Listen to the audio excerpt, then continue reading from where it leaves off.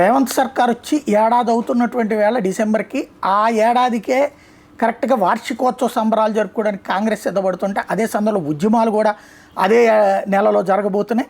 రాష్ట్రంలోని ఆటో డ్రైవర్ల సమస్య పరిష్కరించడంలో నిర్లక్ష్యం వహిస్తోందంటూ ప్రభుత్వ తీరు నిరసిస్తూ డిసెంబర్ 7న రాష్ట్ర వ్యాప్తంగా ఆటో బంద్ నిర్వహించబోతున్నట్టుగా తెలంగాణ రాష్ట్ర ఆటో డ్రైవర్స్ యూనియన్స్ జేఏసీ ప్రకటించింది.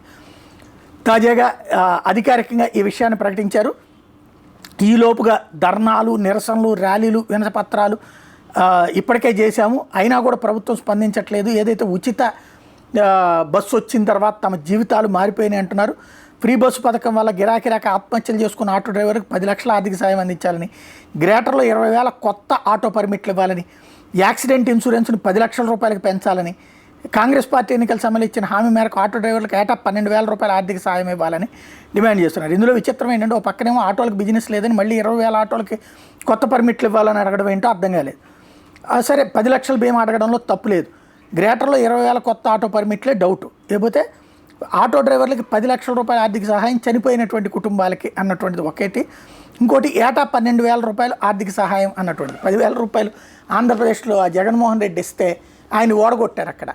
ఇక్కడ మరి అలా ఇస్తానికి సిద్ధపడతారో చూడాల్సి ఉంది.